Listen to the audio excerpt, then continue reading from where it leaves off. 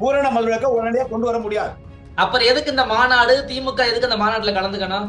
ஆமா, கலந்துக்கணும். ஏன் கலந்துக்கணும்? என்ன தப்பு? இல்ல மாநாடு எதுக்கு போடுறீங்க? இல்ல மாநாடு விசிக எதுக்கு போடுது? பூரண மதுவிலக்கு அமல்படுத்தணும்னு யார்கிட்ட அந்த முறையிட்டு இந்த மாநாட்டை போடுறாங்க? ஒன்றிய அரசு, மாநில அரசு. ஆட்சி பொறுப்பு இன்னைக்கு தான் பதவி ஏத்தீங்களா? அப்ப இத்தனை நாள் ஆட்சி நடத்தினாங்க, அவங்களெல்லாம் நீங்க ஏன் போய் கேட்கல? நோயாளியா இவ்வளவு நாள் ஆக்குனது யாரு? அவனுக்கு அவனே ஆக்கிக்கணும்.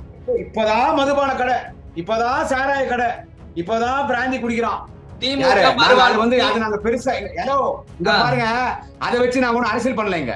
முதல்ல நீ போய் திருத்து. பாதி சாராயம் காசுறவங்களே பாமக தான். முதல்ல உங்க வீட்டுல பிரச்சனையை தீர்த்துக்குன்னு இன்னொரு வீட்டு பஞ்சாயத்துக்கு போ. ஏன் ஜெயலலிதா இருக்கும் போது டாக்டர் ராமதாஸ் இந்த சாராய கடை பத்தி ஏன் பேசல?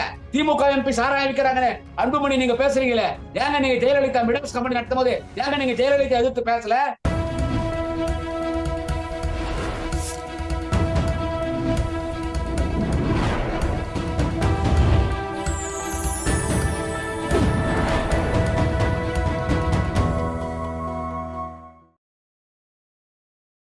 சேனல் 5 தமிழ் நேயர்களுக்கு வணக்கம். இன்றைய நேர்காணலில் நம்மோடு இணைந்திருப்பவர் சமூக வலைதளங்களின் அதிரடி திமுக பேச்சாளர் திரு குடியாத்தம் குமரன் அவர்கள் நம்மோடு இணைந்திருக்கிறார். வாருங்கள் அவரோடு பேசுவோம். சார் வணக்கம். சார் வணக்கம். சார், விசிக தலைவர் திருமாவளவன் அவர்கள் முதல்வரை சந்தித்து பேசிட்டு வந்திருக்காரு. வந்தவர் என்ன சொல்றாருன்னா, விசிகாவுக்கு திமுக இடையில் எந்த ஒரு விரிசலும் எந்த ஒரு நெருடலும் இல்லை அப்படின்னு சொல்றாரு. நீங்க எப்படி பாக்குறீங்க இத? அது துவக்கத்துல இருந்து நாங்க அதுதான் பேசிட்டு இருக்கோம், அதுதான் சொல்லிட்டு இருக்கோம்.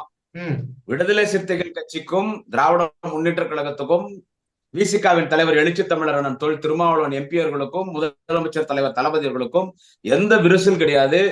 அண்ணன் தம்பியாக இருக்கிறார்கள், நல்ல உறவோடு இருக்கிறோம். நாங்களும் விடுதலை சிறுத்தைகள் கட்சியும் எந்த விரிசல் கிடையாது. இதுல திமுகவினுடைய கூட்டணி பலமாக இருக்கிறது. இந்த கூட்டணிக்குள் விரிசலை ஏற்படுத்தலாம் என்று எதிர்கட்சிகள் ஒரு சூழ்ச்சி ஒன்று பண்ணி குறுக்கு சால் ஓட்டு மரியாதைக்குரிய திரு திருமாவளவன் அவர்கள் திராவிட மாடல் அரசு திமுக அரசு எதிர்த்து மாநாடு நடத்த போறாரு, பூர்ண மதுவிலக்கு மாநாட்டை நடத்த போறாரு, போதை ஒழிப்பு மாநாடு நடத்த போறாரு, அவர் ஆட்சியில பங்கு கேட்கிறாரு, திமுகனுடைய கூட்டணியில இருந்து எழுச்சி தமிழர் திருமாவளவன் வெளியே வர போறாரு, ஒரு கட்சியா வெளியே வரப்போகுது, கூட்டணிக்குள் விரிசல் வந்துச்சுன்னு இன்னைக்கு வலுவிழுந்து கிடக்கிற எதிர்கட்சிகள், அது அதிமுகவாக இருக்கட்டும், பாஜகவாக இருக்கட்டும், பாட்டாளி மக்கள் கட்சியாக இருக்கட்டும், அந்த சீமான் சாமானாக இருக்கட்டும், யாராக இருக்கட்டும். எனவே திமுக கூட்டணி எப்படியாவது உடைக்கலாமா, நம்ம ஏதாவது ஆசை வார்த்தை அவங்களுக்கு போடலாமா, இத்தனை தொகுதி கொடுத்துறோம், இத்தை கொடுக்குறோம், அத்தை கொடுக்குறோன்னு இவங்களுக்குள்ள இவங்களா பண்ணது ஒரு சில ஊடகங்கள், ஒரு சில யூடியூப் சேனல்கள், சமூக வலைத்தளத்தில் உலா வந்த ஒரு வதந்தி. நானே கூட சொன்னேன், இல்ல எதிர்கட்சிகள் முன்னணி தலைவர்கள் எல்லாமே சொன்னாங்க எங்களுக்குள்ள எந்த பிரச்சனை இல்லைன்னு. எதிர்கட்சிகள் பண்ண மாதிரி தெரியலையே, இது எதிர்கட்சிகள் தான் பண்ணாங்க. இல்லையே, விசிக உங்களுக்கு எதிர்கட்சியா? முன்னேற்ற கழகத்தில் ஒரே ஒரு முன்னணி தலைவர் கூட, திமுகவுடைய ஒரே ஒரு முன்னணி தலைவர் கூட விடுதலை சிறுத்தைகள் கட்சி குறித்து ஒரு தவறான வார்த்தை கூட பதிவு செய்யவில்லை. மரியாதைக்குரிய சிதம்பரம் நாடாளுமன்ற உறுப்பினர் அண்ணன் எழுச்சி தமிழர் திருமாவளவர்களை குறித்து ஒரு தவறான கருத்தும் சொல்லவில்லை. இது குறித்து கருத்து தெரிவித்த மரியாதைக்குரிய அமைப்பு செயலாளர் அண்ணன் ஆலந்தூர் RS பாரதியாக இருக்கட்டும், இதை குறித்து கருத்து தெரிவித்த மரியாதைக்குரிய அமைச்சர் அண்ணன் ரகுபதி அவர்களாக இருக்கட்டும், அமைச்சர் அண்ணன் முத்துசாமியாக இருக்கட்டும், இன்னும் பலர் விவாத மேடைகளில் பேசிய திராவிட முன்னேற்ற கழகத்தினுடைய செய்தி தொடர்பாளர்கள், ஊடகவியாளர்கள், சமூக வலைத்தளங்களில் தொடர்ந்து திமுகவின் ஆதரவாளராக பேசிக் கொண்டிருக்கிற நானாக இருக்கட்டும், சமூக வலைத்தளங்களில் ஆயிரக்கணக்கான சமூக வலைத்தள போராளிகள் எந்த எதிர்பார்ப்பும் இல்லாமல் பதிவு செய்கிறார். யாரும் அண்ணன் திருமாவளவனை இங்கே குறை சொல்லி பதிவு செய்யவில்லை. அவருடைய உரிமை. பூரண மதுவிலக்குன்றது யாரா இருந்தாலும் வரவேற்கணும். போதை ஒழிப்புன்றது யாரா இருந்தாலும் வரவேற்கணும். அதை திமுக வரவேற்கிறது. ஒரு தேர்தல் அறிக்கையே நாங்க வச்ச ஒரு தேர்தல் அறிக்கை முதல் கையெழுத்து பூரண மதுவிலக்குன்னு சொன்னோம். அதை சொன்னதுனாலே ஆட்சி 1% போயிடுச்சு. அது சொல்லாம கூட செஞ்சிருக்கலாம், சொல்லாம முதல் கையெழுத்து போட்டிருக்கலாம். அது சொன்னதுனாலே ஆட்சி போச்சு. எனவே திமுகவின் கொள்கை பூரண மதுவிலக்கு. இன்றைக்கு மாண்புமிகு தமிழக முதல்வர், இந்தியாவின் சிறந்த முதல்வர், முதன்மை முதல்வர், எங்கள் தமிழினத்தின் தலைவர் தளபதி அவர்கள் அண்ணன் திருமாவளவன் அவர்களிடத்தை பேசும் பொழுது பூரண மதுவிலக்கு நாங்கள் வரவேற்கிறோம், அதில் எங்களுக்கு உடன்பாடு இருக்கிறது, பூரண மதுவிலக்கு என்றுதான் தளபதி சொல்லியிருக்கிறார். அந்த மாநாட்டிலே கூட திமுகவின் சார்பில் 2 பிரதிநிதிகள், மரியாதைக்குரிய அண்ணன் ஆலந்தூர் RS பாரதியர்களும் மரியாதைக்குரிய அண்ணன் TK இளங்கோவர்களும் அந்த மாநாட்டிலே கலந்து கொள்கிறோம். அந்த மாநாட்டில் எங்களின் ஆதரவு இருக்கிறது. ஒரு சில நிர்வாகம்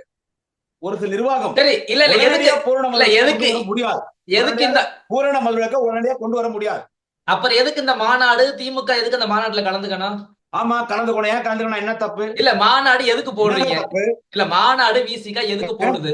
பூரண முதலுக்கு அமல்படுத்தணும்னு யார்கிட்ட அந்த முறையிட்டு இந்த மாநாட்டை போடுறாங்க? ஒன்றிய அரசு, மாநில அரசு. ஒன்றிய அரசு தலையிட வேண்டாம்ல? மாநில அரசு தானே எங்க கூட்டணியில இருக்கு, நேரடியா சொல்லி பண்ணலாம். இது எதுக்கு மாநாடு? அரசாங்கத்துக்கும் பூரண மதுவிலக்குல உடன்பாடு இருக்கு. குறிப்பா திராவிட மாடல் அரசு தலைவர் தளபதிக்கு பூரண மதுவிலக்குல உடன்பாடு இருக்கு. அது நாளை காலையிலே திடீர்னு கடை மூட முடியாது. கடை மூட முடியாதுங்க. திடீர்னு நாளை காலையில இருந்து மதுபான கடை கிடையாது, இன்னும் அடுத்த மாசத்துல இருந்து மதுபான கடை கிடையாது, அப்படி உடனே மூட முடியாது. ஏன்னா ஆட்சிக்கு இன்னைக்கு தான் பதவி ஏத்தீங்களா? ஆட்சி பொறுப்பு இன்னைக்கு தான் பதவி ஏத்தீங்களா? அப்ப இத்தனை நாள் ஆட்சி நடத்தினாங்க, அவங்களெல்லாம் நீங்க ஏன் போய் கேட்கல? நான் ஒண்ணு கேக்குறேன், ஒரு நிமிஷம் இதுக்கு மட்டும் அனுமதிங்க மிஸ்டர். திமுக ஆட்சியில தான் அதிகமா பூரண மதுவிலக்கு நீங்க பேசுற யாரா இருக்கட்டும், அது குறிப்பா அந்த பாட்டாளி மக்கள் கட்சி சேர்த்து கேக்குறேன். இவ்வளவு பேசுறீங்களே, பூரண மதுவிலக்கு, இந்த சாராய கடை, இந்த மதுபான கடைன்றது மாண்புமிகு தலைவர் தளபதி அவர்கள் முதலமைச்சராக பொறுப்பேற்று இந்த 3 வருடங்கள்ல தான் டாஸ்மாக் கடைன்னு ஒண்ணுக்குது. இப்பதான் பிராந்தி வித்துனுக்குறாங்க, இப்பதான் அவன் சாராயம் காய்ச்சி வித்துனுக்குறான். என்ன இப்பதான் அந்த சாராயமே எல்லாம் குடிக்கிறாங்க. இப்ப மட்டும்தான் இளம் விதவைகள் வந்துட்டு இருக்காங்க, இப்பதான் இளைஞர்கள் எல்லாம் குடிக்கிறாங்க.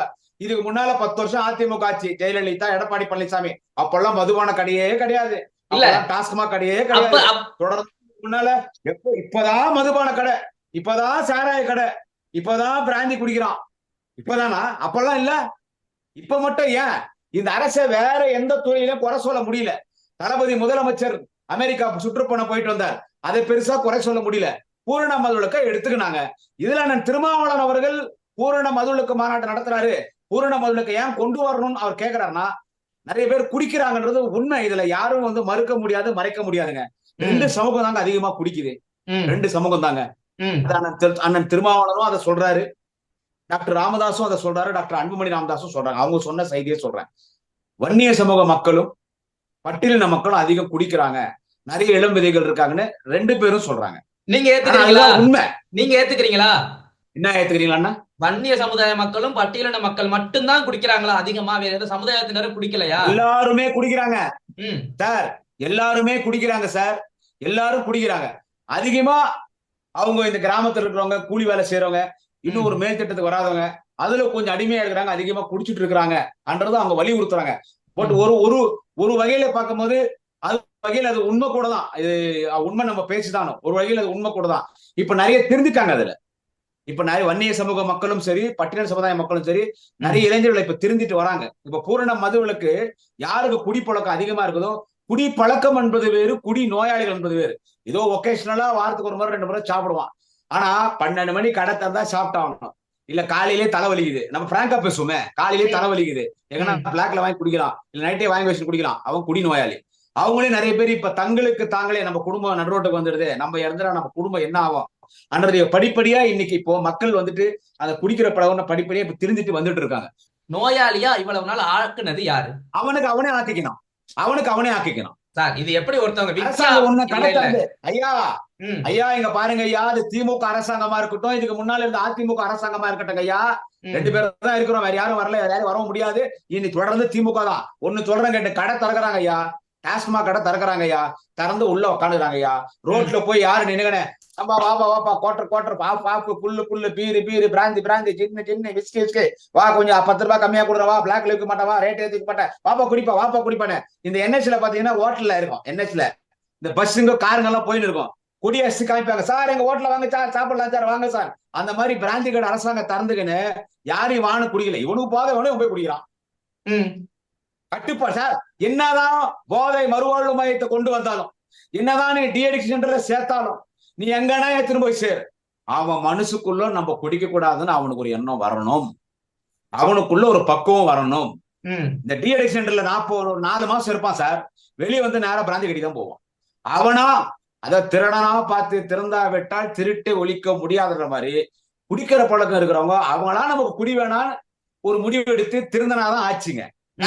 மூடி வச்சுங்க சார். இல்ல உங்களை இல்ல திமுகவை எதுக்கு திட்டுறாங்க? இவங்க மதுவிலக்கு கொண்டு வர மாட்டாங்க, இவங்க மதுவுக்கு எதிரானவன்னு சொல்லிட்டு இவங்களே மது விக்கிறாங்க, ஏன் திட்டுறாங்கன்னு நீங்க நினைக்கிறீங்க?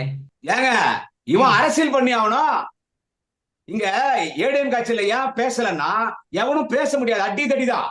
ம். எவன் பேசினாலும் அடிதடி. இங்க யார் அதெல்லாம் எதுவும் இல்ல. இங்க ஜனநாயக கருத்து யாருன்னா சொல்லலான்றாங்க. யார் அதிமுகவா? ஆமா, அடிதடி ஜெயலலிதா வரைக்கும் நான் சொல்றேன். அடிதடினாலே திமுக தானே சொல்லுவாங்க. ஜெயலலிதா வரைக்கும் எந்த கட்சி தலைவர் பேசினாலும் வழக்கு போடுவாங்க.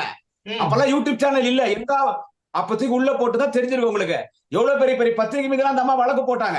இப்ப திமுக கவர்மெண்ட் குறை சொல்றதுக்கு சாராய கடை, சாராய கடை, சாராய கடை, சாராய கடை. நான் எல்லா கட்சி தலைவரும் கேக்குறேன், குறிப்பா அந்த அன்புமணி ராமதாஸ் கேக்குறேன். திமுக ஆட்சிக்கு வந்துதான் சாராய கடை வந்துச்சா? திமுக ஆட்சி வந்து பிராந்தி விக்கிறோமா? டாஸ்மாக்னு ஒண்ணு கொண்டு வந்தது யார்? அரசாங்கமே மதுபான விற்கொன்னு கொண்டு வந்தது யார்? மறைந்த அம்மையார் செல்வி ஜெயலலிதா. ஏன் ஜெயலலிதா டாஸ்மாக் கடை மதுபானத்தை அரசாங்கமே விற்கணும்? ஏன் அந்த அம்மா அந்த மதுபானம் விற்கிற வேலையை அரசாங்கமே செய்யணும்? ஏன் அரசாங்கத்தின் சார்பா மதுபானம் விற்கிறத ஜெயலலிதா அந்த அம்மா கடையை வச்சாங்க? ஏன் வச்சாங்க? இன்னைக்கு திமுக எம்பிங்க சாராய ஆலை நடத்துறாங்க, திமுக குடும்பம் சாராய ஆலை நடத்துறாங்க. அதனால டாஸ்மாக் கடையில வியாபாரத்துக்காக இவங்களே குடிக்கிறாங்கன்னு சொல்றாங்கல்ல, அந்த தற்கொலையில பார்த்து கேட்கிறேன். இந்தியாவில் முதல் ஒரு அரசியல் கட்சி தலைவர் மதுபான ஆலையை துவங்கியது யார் தெரியுமா? டிஸ்டிலரிஸ். முதல் இந்தியாவில் மதுபான ஆலையை தொடங்கியது யார் என்று கேட்டால் சாராய கடை. அதாவது சாராய கடைன்னா பிராந்தி வின்னு ஜிஸ்கு என்னோ அந்த கர்மத்தை அந்த மதுபான ஆலயத்தை முதல் ஆலையை வைத்த அரசியல் தலைவர் யாருன்னு கேட்டா டிஸ்டிலரிஸ் ஃபேக்டரி ஜெயலலிதா, சசிகலா. அந்த கம்பெனி பேர் மிடாஸ். ஏன் இதெல்லாம் யாரும் பேச மாட்டீங்க? ஃபர்ஸ்ட் சாராய கம்பெனி ஆரம்பிச்சது, மதுபான கம்பெனி ஆரம்பிச்சது ஜெயலலிதா. அந்த கம்பெனி ஆரம்பிச்சுட்டு நம்ம சரக்கு நம்ம தமிழ்நாட்டிலே விற்கணும்னா மதுபான கடை அரசாங்கமே நடத்தலாம்னு சொல்லி அவங்க அரசாங்கம் மதுபான கடை நடத்த கொண்டு வந்தாங்க.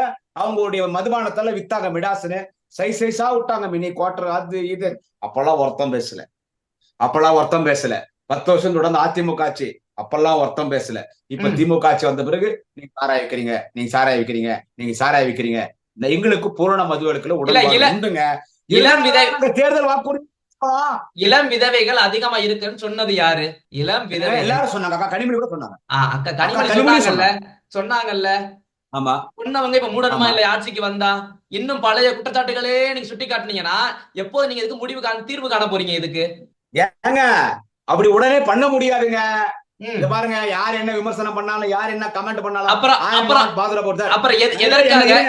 எதற்காக அக்கா கனிமொழி சொன்னாங்க. இளம் நல்ல எண்ணத்துலதான் அக்கா கனிமொழி சொன்னாங்க, இளம் விதவைகள் நிறைய வராங்க, டாஸ்மாக் கடையை மூடணும். அதனாலதான் தேர்தல் வாக்குறுதியை வச்சோம். அது மக்கள் அதை வரவேற்றிருந்தானா அந்த 1% ஓட்டு குறைஞ்சிருக்காது. எதிர்த்து ஓட்டு போறான்னா அப்ப இன்னும் ஒரு மனநிலைக்கு வரல நம்ம குடிய உள்ளான.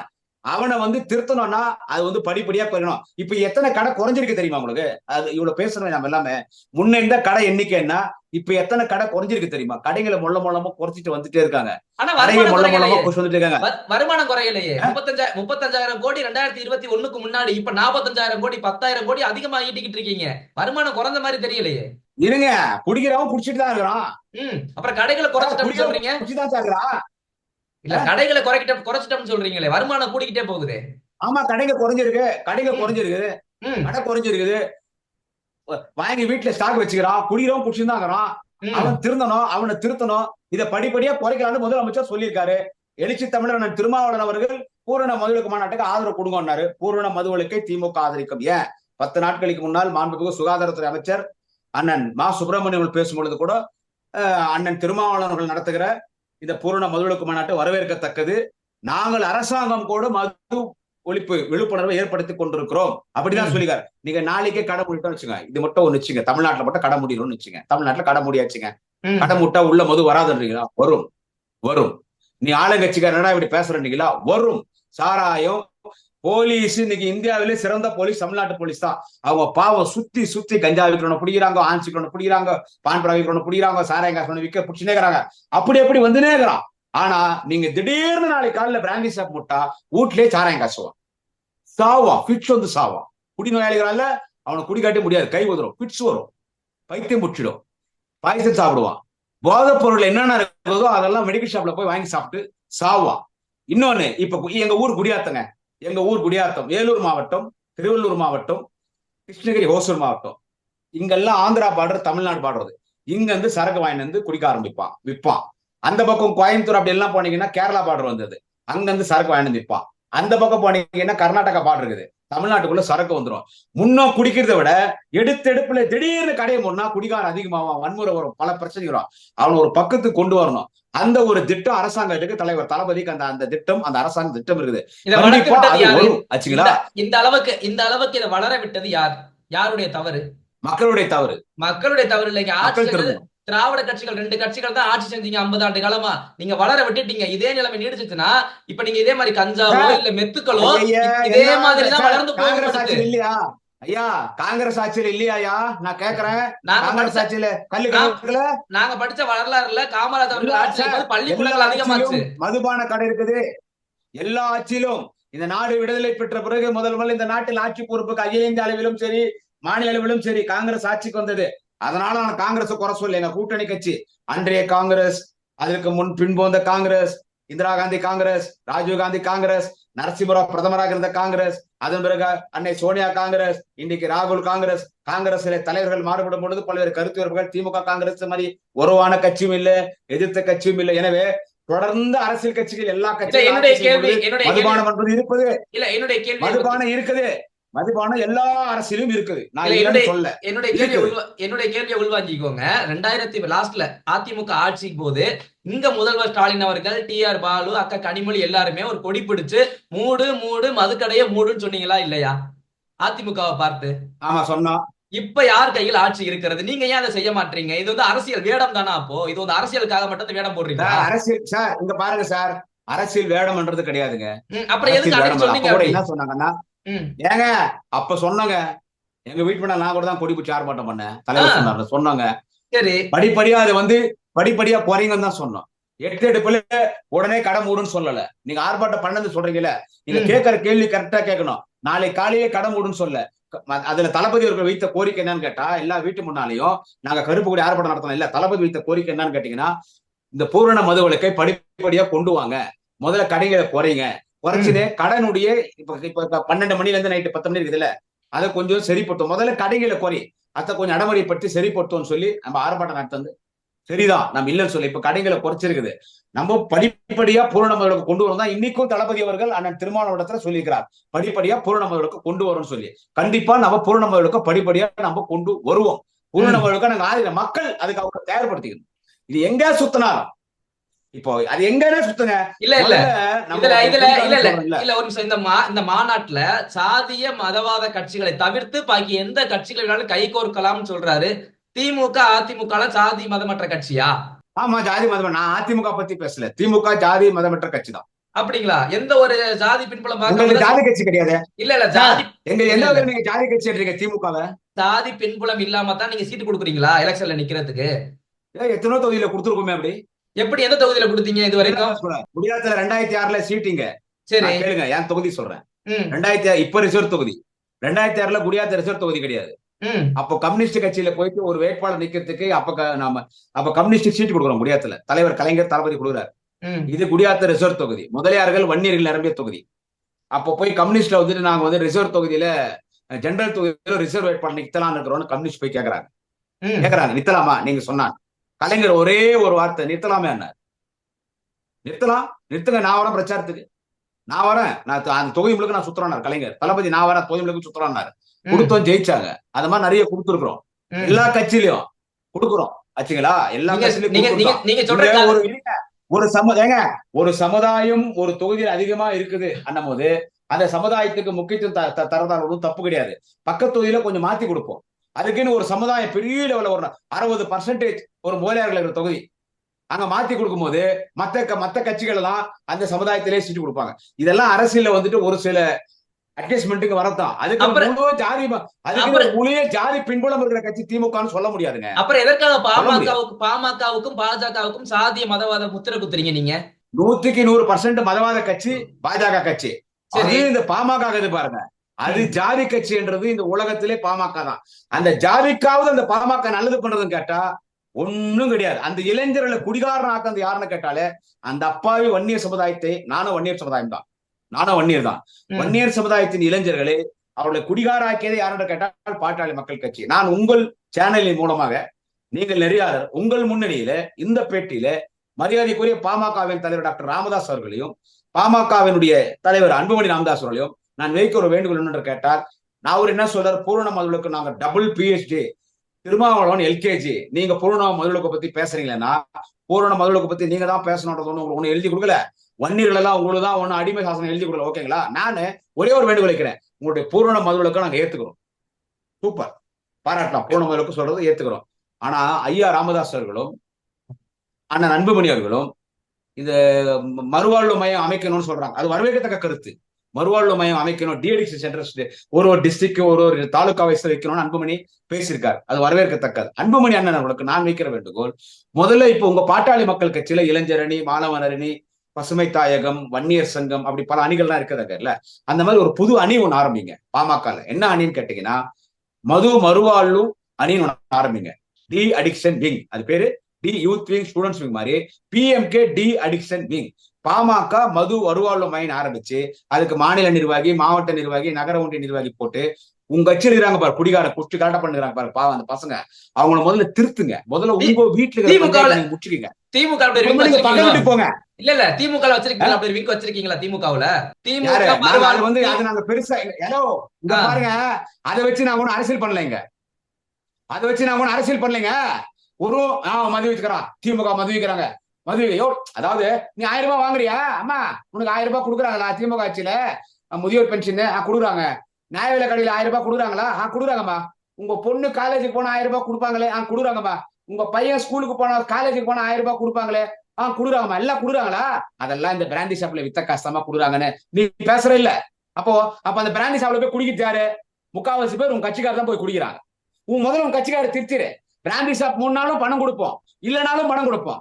முதல்ல உன் கட்சியில குடிச்சிட்டு கரெக்டா பண்றாங்க பாரு, முதல்ல நீ போய் திருத்து. பாதி சாராயம் காசுறவங்களே பாமக காரர் தான். முதல்ல உங்க வீட்டுல பிரச்சனையை தீர்த்துக்குன்னு இன்னொரு வீட்டு பஞ்சாயத்துக்கு போ. ஏன் ஜெயலலிதா இருக்கும் போது டாக்டர் ராமதாஸ் இந்த சாராயக்காரை பத்தி ஏன் பேசல? திமுக MP சாராயம் விற்கிறாங்கன்னு அன்புமணி நீங்க பேசுறீங்களே, ஏங்க நீங்க ஜெயலலிதா மிடல்ஸ் கம்பெனி நடத்தும் போது ஏங்க நீங்க ஜெயலலிதா எதிர்த்து பேசல?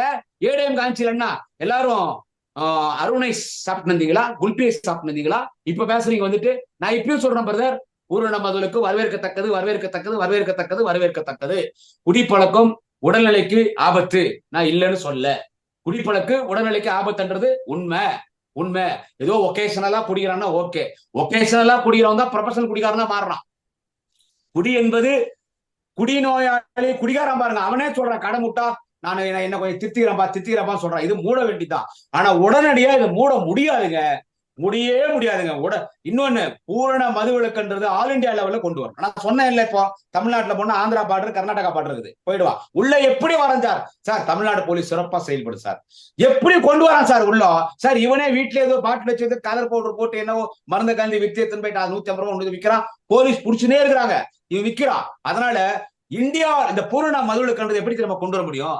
ஆல் இண்டியா லெவல்ல எல்லா கட்சிகளையும் கூப்பிட்டு, பிரைம் மினிஸ்டர், பிரசிடென்ட் கூப்பிட்டு பேசி, நம்ம கண்ட்ரி வைடா இந்த நான் ஆல்கோஹாலிக் இருக்கக்கூடாது, கண்ட்ரி தேசிய அளவிலே மதுவிலக்கு, பூரண மதுவிலக்கு கொண்டு வரணும்னு சொல்லி கொண்டு வந்தாதான் முடியுமே தவிர, ஒரு ஸ்டேட்ல போது அதுல பல பிரச்சனைகள் இருக்குது. குஜராத்ல பூரண மதுவிலக்கு தானே, குஜராத் பூரண மதுவிலக்கு தானே. நீங்க ட்ரெயின்ல குஜராத்துக்கு போங்க ஐயா, நீங்க ட்ரெயின்ல குஜராத்துக்கு போங்க, உங்களுக்கு குஜராத் வந்துருச்சுன்றது எப்படி தெரியுமா தெரியும்?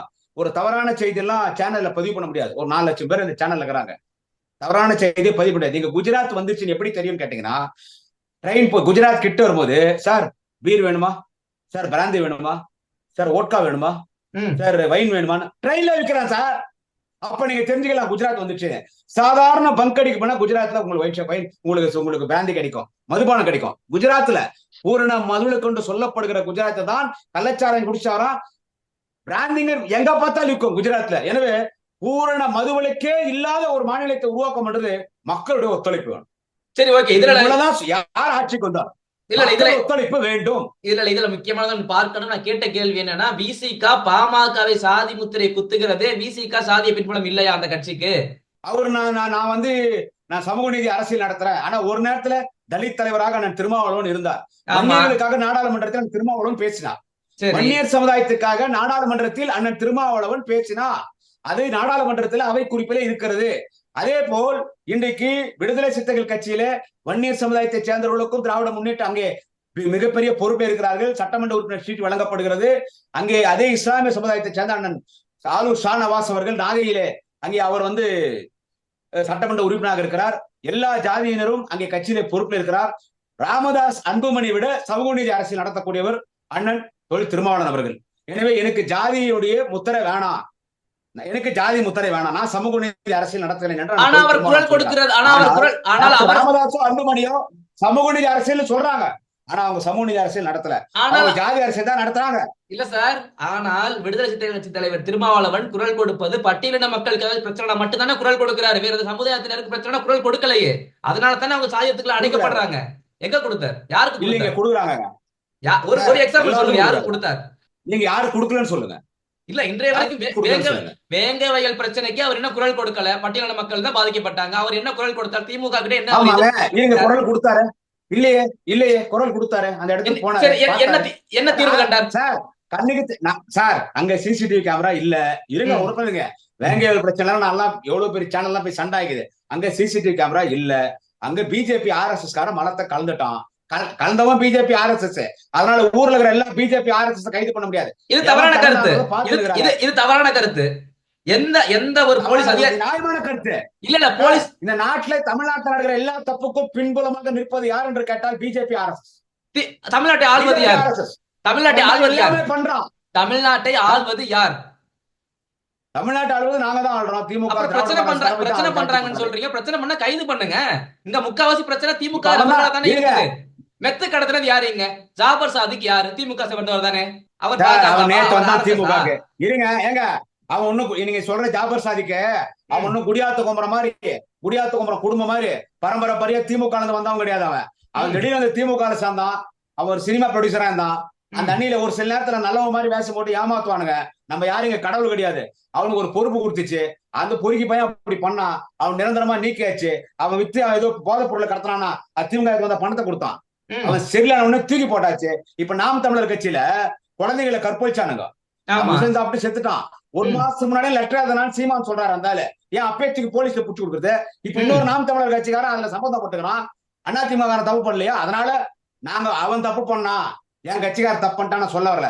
அவன் நேற்று திமுக வந்தான். ஒரு புதுசா வரவங்களுக்கு ஒரு பொறுப்பு கொடுக்குறது அது எல்லா கட்சியிலையும் கொடுக்குறதான். அப்படி கொடுத்தோம். அவன் அயோக்கியனா இருப்பான்னு யாருக்கு தெரியும்? இப்ப தலைவர் தளபதி அவரோட ஒருத்தன் போட்டோ எடுத்துக்கிறான். அண்ணன் உதயா அவரோட ஒருத்தன் போட்டோ எடுத்துக்கிறான். அவன் போட்டோ எடுக்கும்போது நல்லவனா கெட்டவனா யாருக்கு தெரியும்? அவன் அந்த போட்டோ எடுத்த பிறகு அவன் பின்புலம் தப்பு பண்றான் போது இன்னாரோட போட்டோ எடுத்துறாங்களேன்னு சொல்றது அது நியாயமற்றது. அவங்க மாவட்டத்துல ஒரு துணை அமைப்பாளர். சரி, இல்ல இப்ப நீங்க RSS பாஜகவை குற்றம் சாட்டினீங்கல்ல, அதுக்காக தான் கேட்கிறேன். இங்க தமிழகத்தை ஆள்வது திமுக. RSS பாஜகவை குற்றம் செய்தால் கைது செய்ய வேண்டியதானே? எந்த ஒரு பதிவு இப்ப வரைக்கும் இல்ல. RSS இங்க வந்து குற்றம் பண்ணுச்சு, RSS இங்க வந்து கலவரம் பண்ணுச்சு, ஏதாச்சும் பதிவு ரெக்கார்ட்ல இருக்குதா? திமுக அரசு வச்சிருக்கா கையில? ஆமா, அவங்கதான் பண்ணாங்க. ஊரே சொல்லுது அவங்கதான் பண்ணாங்க. தமிழ்நாட்டுல ஆதாரம் வேணும், கண்டிப்பா பிடிப்பாங்க. இன்னைக்கு நாளைக்குனாலும் எவன் வந்து வேங்க வெயில போயிட்டு அந்த குடிநீர்ல போய் மனத்தை கலந்தானோ கண்டிப்பா போலீஸ் கண்டிப்பா பிடிக்கும். கண்டிப்பா பிடிக்கும். கண்டிப்பா பிடிக்கும். 12 RSS பிஜேபி குடியாத்து கொம்பரம் சொல்றேன். 12 RSS பிஜேபி தான். அவன் தான் பண்ணான். கண்டிப்பா பிடிக்கும். அண்ணன் திருமாவளவன் சொன்னது ஜாதிய கட்சி மதவாத கட்சி என்னது, பாட்டாளி மக்கள் கட்சி ஜாதிய கட்சி. ஆனா அந்த ஜாதிக்கு ஏதாவது நல்லது பண்ணிக்கிறாங்களான்னு கேட்டா அவங்கள ஜாதிய கட்சி கூட சொல்ல முடியாது. அந்த ஜாதியை பயன்படுத்தி ராமதாஸ் அன்புமணி குடும்பம் 50 தலைமுறை 60 தலைமுறைக்கு 2 லட்சம் கோடி சொத்து சேர்த்துட்டாங்க. அவங்க மேல குற்றச்சாட்டு. சரி, அந்த ஜாதிக்காவது ஒரு நல்லது பண்ணாங்களா? அந்த வன்னிய சமுதாய மக்களுக்காக அவங்களை அடமான வச்சு இவங்க பொழியறாங்க அப்பன புள்ளியும். எனவே ஜாதி பெயரை சொல்லி அந்த ஜாதி இளைஞர்களை தவறான பாதைக்கு அழைத்து செல்கிற ஜாதிய கட்சி பாமக, அன்புமணி ராமதாஸ். மதவாத அரசியல் நடத்துவது பாஜக. அதனால அந்த 2 கட்சியை அவர் கூப்பிட மாட்டேன்றது அண்ணன் திருமாவளவனுடைய ஸ்டாண்ட். அது பாராட்டத்தக்கது. எங்க கூட்டணிகள் எதுவும் சண்டை விடலான்னு பாக்குறாங்க. இந்த கூட்டணி தெளிவா இருக்குது. அண்ணன் தொல் திருமாவளவன் பத்திரிகையாளரை முதலமைச்சரை சந்தித்து விட்டு தெளிவா சொல்கிறார், நாங்க கூட்டணியிலே உறுதியாக இருக்கிறோம், தெளிவாக இல்லையே, தொடரும், ஆர்ப்பாட்டம் நடத்தலாம். தெளிவாக இல்லை. 2024 இப்ப நடந்து முடிந்த நாடாளுமன்ற தேர்தலில் 3 தொகுதி கேட்டாங்க. 2 தனி தொகுதி, ஒரு பொது தொகுதி கேட்டாங்க. நீங்க 2 தான் தனி தொகுதி கொடுத்தீங்க. இப்ப 2026ல அவங்க நல்ல ஓட் பர்சன்டேஜ் இருக்கு. அவங்க போன முறை 2021ல 6 தொகுதி வாங்கி 4 தான் வெற்றி பெற்றாங்க. ஆனா இந்த முறை அதிகமா டிமாண்ட் பண்ணுவாங்க, இரட்டை இலக்கத்துல கேட்பாங்க. திமுக கொடுக்குமா விசிகாவிற்கு? சார் அது அந்த நேரத்துல எங்க முதலமைச்சர் தலைவர் தளபதி அவர்கள் அந்த நேரம் இல்ல, இப்ப கொடுப்போம் சார். இப்ப அவங்க இத்தனை தொகுதி கேட்டா இத்தனை தொகுதி நாங்க கொடுப்போம்னு சொல்ற இடத்துல குடியாத்த கும்பரம் கிடையாது. நான் திமுகவின் ஆதரவாளராக பேசுறேன். அந்த நேரத்துல முதலமைச்சர் கூட்டணி கட்சி தலைவரோடு பேசுறதுக்கு ஒரு குழு அமைப்பாங்க. இப்போ ஒரு குழு அமைச்சிருக்காங்க. இப்போ ஒரு குழு இருக்கு. யாரு? மரியாதைக்குரிய கழகத்தினுடைய அமைப்பு செயலர் ஆளுந்தூர் RS பாரதி, மரியாதைக்குரிய KN நேரு, மரியாதைக்குரிய எவா வேலு, மரியாதைக்குரிய தங்கம் தென்னரசு, எங்கள் நாளைய தமிழக வாலிப கலைஞர் மாண்புமிகு உதயநிதி ஸ்டாலின் ஒரு குழு இருக்கு இல்ல, இதே மாதிரி ஒரு குழு தளபதி கூட்டணி கட்சி தலைவரோடு பேசுவதற்கு ஒரு அமைப்பாங்க. அப்போ பேச்சுவார்த்தை நடக்கும். ஒரு கூட்டணி கட்சியின் போது ஒரு 4 தொகுதி எக்ஸ்ட்ரா கேட்பாங்க சார். அது அன்னைக்கு பேச்சுவார்த்தை நடத்தி ஒரு சுமூகமான முறை உடன்பாடு வரும். அது பண்ணிக்குவாங்க, பிரச்சனை இல்ல சார். ஒரு கடைசியான ஒரு பொதுவான கேள்வி. நீங்க திமுக காலமாக பிராமணர்களையே குறை சொல்லியே வர்றீங்க. அதாவது பிராமணர் தான் வந்து கோயிலுக்குள்ள போகணும், அவங்க தான் எல்லாம் பண்ணணும், வேற சாதிக்காரங்க உள்ள போகலாம் நீங்க குற்றச்சாட்டை வச்சீங்கல்ல, இப்போ வைக்கிறீங்கல்ல, வைக்கிறீங்க தானே சார்? அது மொல்லமா மாறிட்டு வருது. புதிதா அர்ச்சகர்கள் உள்ள அலோவ் பண்றீங்க. அதே கேள்வியை திமுக எடுக்கக்கூடிய கடைக்கோடி தொண்டன் கேட்பானா இல்லையா? திமுக தலைமை என்னது திரு கலைஞர் அவர்களின் குடும்பத்திற்கு எழுதி வைக்கப்பட்டதா? வேற யாரும் தலைமைக்கு போக கூடாதா? ஐயா துரைமுருகன் கூட நினைக்கலாம் அல்லவா? நீங்க பிராமணர்களை குற்றம் சொன்னவங்க இதை குற்றம் சொல்ல மாட்டீங்களா? திமுக ஒரு குடும்பத்துக்குள்ள இருக்கே அப்படின்னு யாரும் குற்றம் சொல்ல மாட்டீங்களா? திமுக சேர்ந்தவங்க திமுக குடும்பத்தில் இது மட்டும் இது நான் பேச அனுமதிச்சேன் பிரதர். திமுக கலைஞர் தலைவரா வரார், உழைச்சி வரார். தொண்டர்களால் தலைவனாக்கப்பட்டார், சட்டமன்ற உறுப்பினர்களால் அண்ணா மறைவுக்கு பிறகு முதலமைச்சராக்கப்பட்டார். தளபதி உழைச்சார். நான் மீண்டும் பதிவு பண்றேன், யாரும் எதுவும் திமுக எந்த பேச்சாளர் சொல்லா செய்தி, எந்த இடத்திலும் கலைஞர் தளபதியை முன்னிலைப்படுத்தல. அவர் கட்சியில இருந்த ஆர்வ காரணத்தினால அவரா இளைஞர் திமுக முடித்திருத்தும் கடையில துவங்குறார். அவரா அண்ணா கூப்பிட்டு கொடியேற்றுறார். கலைஞருக்குள்ள தேர்தலில் நிக்கிறார், போய் வட்ட பிரதிநிதி, மாவட்ட பிரதிநிதி, பொதுக்குழு தேர்தலில் நிக்கிறார். அவரா இளைஞர் அணிக்கு போறார். இளைஞரின் 5 குழுவுல தளபதியை நியமிக்கிறதுக்கு 5 குழுல ஒருத்தருக்கே கலைஞர் ஒத்துக்கல. முதல்வர் ஸ்டாலினை முதல்வர் உயர்ந்தார். தொண்டன் கலைஞர் குடும்பத்திற்கு அங்கீகாரம் தருகிறான். தொண்டன் தளபதியை தலைவனாக ஏற்றுக்கொண்டான். இன்றைக்கு கண்ணன் உதயநிதியை தொண்டன் தலைவனாக ஏற்றுக்கொள்கிறான். எனவே நாங்கள் எங்கள் தலைவர்களை கலைஞர் முதல்வர் ஸ்டாலினை நானும் ஏற்றுக்கொள்கிறேன். அவர் படிப்படியாக வந்தவர். உதயநிதி அவர்கள் எந்த படியில் வந்தார்? நேரடியாக வந்தார், எம்எல்ஏ ஆனார், அமைச்சர் ஆனார், இப்ப துணை முதல்வர் என்ற கேடருக்கு வந்துட்டாரு. இவ்வளவு நாள் உழைத்த தொண்டன் என்ன பண்ணுவாங்க? 13 வருஷம் முரசொலி அறக்கட்டளை தலைவர். இதெல்லாம் தெரியாத நீங்க பேசக்கூடாது. அண்ணன் உதயநிதி ஸ்டாலின் 13 வருடங்கள் இளைஞர் அணியிலே ஒரு உறுப்பினர் ஆவதற்கு முன்பே அவர் இளம் வயதிலே முரசொலி அறக்கட்டளை தலைவராக வந்து முரசொலி நிர்வாகத்தை தலை சிறந்த முறையில் நடத்தினார். முரசொலி என்பது உலக அளவில் அரசியல் பத்திரிகையிலே முதன்மையான பத்திரிகை. திராவிட இனத்தினுடைய குரல் முரசொலி, இன்றைய செய்தி, நாளைய வரலாறு. அதன் பிறகு அவர் பல்வேறு கட்சி நிகழ்ச்சிகளிலே கலந்தன. அவர் குழந்தையா இருக்கும் போதே எல்லா மாநாட்டுக்கு தூக்கின்னு போவாங்க. இந்திய போராட்டத்துல தளபதி அண்ணன் உதயநிதிக்கு கருப்பு சட்டை, கருப்பு கால் சட்டை, நிக்கர் போட்டு 4 வயசு குழந்தைய தூக்கின்னு போறாருங்க. குழந்தையா இருக்கும் போது எல்லா ஆர்ப்பாட்டத்திலும் கலந்துக்கிறார். எல்லாத்துக்கும் சான்றிதழ் இருக்குது. எல்லா மாநாட்டுக்கும் கை குழந்தையா இருக்கும் போதே போயிருக்கிறாரு. படிச்சாரு, படிச்சுட்டு வெளியே வந்தாரு. அவர் இளைஞரணி செயலாளர் ஆவறதுக்கு முன்னால முரசொலி அறக்கட்டளை தலைவர் ஆவறதுக்கு முன்னாடி சென்னையில் எத்தனோ கட்சியுடைய நிகழ்ச்சிகளிலே கலந்து கொண்டிருக்கிறார். அதன் பிறகு முரசொலி அறக்கட்டளை அதன் பிறகு இளைஞரணி செயலாளர், அறிவார்ந்த பேச்சாளர், மிக அதிரடி பேச்சாளர், அறிவார்ந்தவர். நீங்க அந்த தலைமையிடத்துக்கு போக முடியலையே சார். அது எனக்கு வருத்தமா இருக்கும்ல. குடியாத்தமன்னன் அவர்கள் மிகப்பெரிய ஒரு பேச்சாளர், அறிவார்ந்தவர். அவர் போக முடியல இந்த இடத்துக்கு. நேரடியாக உதயநிதி அவர்கள் செல்கிறார். ஐயா எல்லாருக்கும் வாய்ப்பு வந்துடாதுங்க ஐயா. குடியாத்த குமரன் மாதிரி ஆயிரக்கணக்கான பேச்சாளர், என்னை விட சிறந்த பேச்சாளர், என்னிலும் சிறந்த பேச்சாளர், ஆயிரக்கணக்கான பேச்சாளர்கள் திமுகவில் இருக்கிறார்கள். எல்லாரும் கடைசி வரைக்கும் அதே நிலையில் தான் இருக்க வேண்டுமா? என்னுடைய கேள்வி. நீங்க பிராமணர்களுக்கு எதிராக இருங்க சார், இருங்க. இப்ப தளபதியோடு இருக்கிறாங்க எல்லாரும். பொதுச்செயலர் இருக்காரு, துணை பொதுச்செயலர் இருக்காங்க, பொருளாளர் இருக்காங்க, முதன்மை செயலர் நேரு மாதிரி, அண்ணன் ஏவா வேலு, எல்லாரும் இருக்கிறாங்க இல்ல. எல்லாரும் சாதாரணமா இருந்தா மேல வந்தாங்க. யாரும் மன்னர் குடும்பம் கிடையாது. இதுல யாருமே மன்னர் குடும்பம் கிடையாது. அரசியல் பாரம்பரியம் ஒரு சிலருக்கு தான் உண்டு. எல்லாரும் சாதாரணமா இருந்துதான் வந்திருக்காங்க. எத்தனையோ இந்தியாவில் மட்டும் இல்லை, உலக அரசியல் வரலாற்றில் மன்னர் ஆட்சி காலத்தில் கூட எத்தனையோ வாரிசுகள் புறக்கணிக்கப்பட்டிருக்கிறார்கள். அரசியல் கட்சிகளை தொண்டர்களால் புறக்கணிக்கப்பட்டிருக்கிறார். ஆனால் தளபதியை தலைவனாக தொண்டன் உயர்த்தினான். அண்ணன் உதயநிதி ஸ்டாலின் அவர்களை எங்கள் எதிர்காலம் என்று தொண்டன் உயர்த்திருக்கிறான். இங்கே தளபதியும் திணிக்கப்படவில்லை, மாண்புமிகு அண்ணன் உதயநிதி ஸ்டாலினும் திணிக்கப்படவில்லை. நாங்கள் தொண்டர்கள் ஏற்றுக்கொண்டிருக்கிறோம். நாங்க ஏத்துக்கணும். அண்ணன் உதயநிதி எடுத்து ராஜ்யசபா எம்பியில தேர்தல் நின்று ஜெயிச்சிருக்கார். தளபதி தேர்தல் நின்று ஜெயிச்சிருக்கார். 2 முறை மேயரா ஜெயிச்சிருக்கார். மக்களால் தலைவனாக உயரப்பட்டிருக்கிறார்கள். மக்கள் புறக்கணித்தால் யாரும் ஒண்ணு செய்ய, மக்கள் ஏத்துக்கணும், கட்சிக்காரனை ஏத்துக்கணும். அது மக்கள் கிட்ட இருக்குது. மக்கள் திருப்பி மகேஷ் திருப்பி நாங்க கட்சிக்காரன், எங்களுக்கு பிடிச்சிருக்கு. அதான் ஆனா உதயநிதியினுடைய மக்கள் அணுகுமுறை நல்லா இருக்கு, கட்சிக்காரன் அவர் கொடுக்குற மரியாதை நல்லா இருக்கு, அவருடைய பேச்சு நல்லா இருக்குது. நாங்க ஏத்துக்கணும். யாரும் திணிக்கலைங்க, திணிக்கவும் முடியாது. நாங்க ஏத்துக்கணும். அண்ணன் உதயாவை நாங்க ஏத்துக்கணும். தளபதி உழைப்புல உயர்ந்தார். அண்ணன் உதயாவும் உழைக்கிறாரு, உயர்றாரு, பெரிய இடத்துக்கு வருவார். மக்கள் அங்கீகாரம் தராங்க. Okay sir. பல்வேறு கேள்விகளுக்கு பதில் தந்தமைக்கு ரொம்ப நன்றி சார். தொடர்ந்து பேசுவோம்.